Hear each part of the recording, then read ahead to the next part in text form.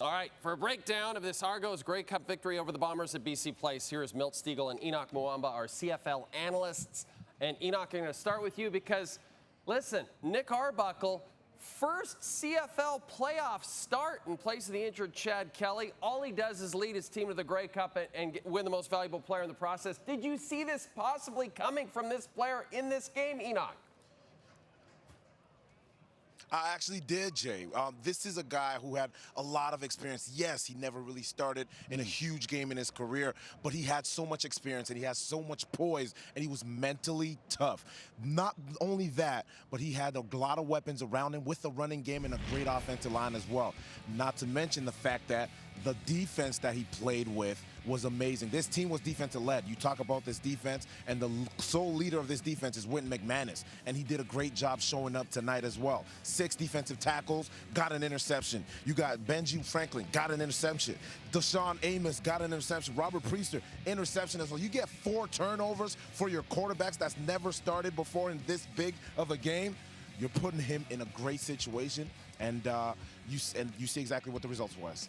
Sure do. Milt, I want to ask you, Zach Collaros cuts his finger on the throwing hand, heads to the locker room for repairs, comes back with a glove, throws the 3 interceptions that Henoc alluded to, including a pick 6. Milt, at the time when he suffered the injury, were you thinking, listen, Mike O'Shea, just take this guy out of the game, or did you think it was the right move to leave him in that game? Well, if he felt he was healthy enough to come back in, the doctors said he was healthy enough to come back in, you got to go with Zach. You know, what they had behind him was no experience. So you had to go with your guy. Even if he wasn't 100%, you had to put back in your future Hall of Fame quarterback because you know he gave you the best chance to win. And unfortunately, it didn't happen.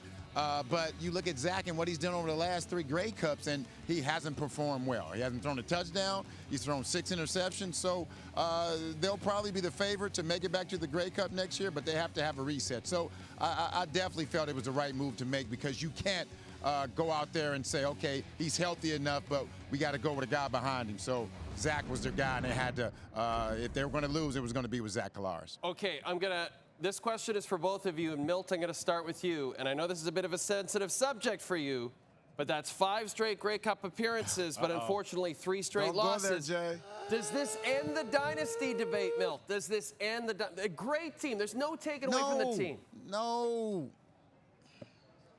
Oh, they've gone to 5 straight. They are a dynasty. It's just the narrative now is they didn't win, majority of those games in the Grey Cup. You don't go to 5 straight Grey Cups and not be considered a dynasty. And I know the majority are going to people say they lost 3 in a row. They're not a dynasty.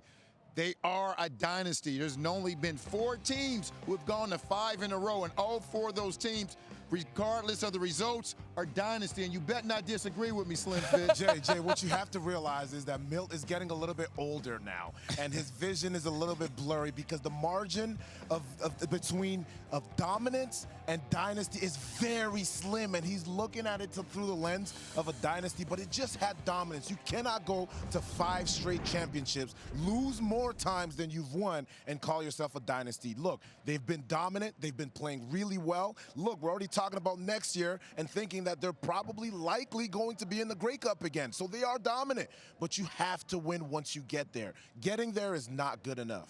Okay, gentlemen, looking forward to next year's Grey Cup because it is in Winnipeg, and both of you are going to get a hero's welcome there. It's going to be a lot of fun. But thank you so much for all your hard work this year, guys. You were both terrific, and I think Henoc looks great. I think Henoc, listen, Milt, you always dress great, but Henoc looks fantastic in that suit. That's all I'm going to say. I appreciate that, Jay. But on his suit, they had a slim fit size. If he's slim fit, I'm invisible. There's no way he's a slim fit. He's a slim. Them big guys can dress well too, Jay. I appreciate you. Didn't dress well, but you're not a slim fit. I'll tell you that.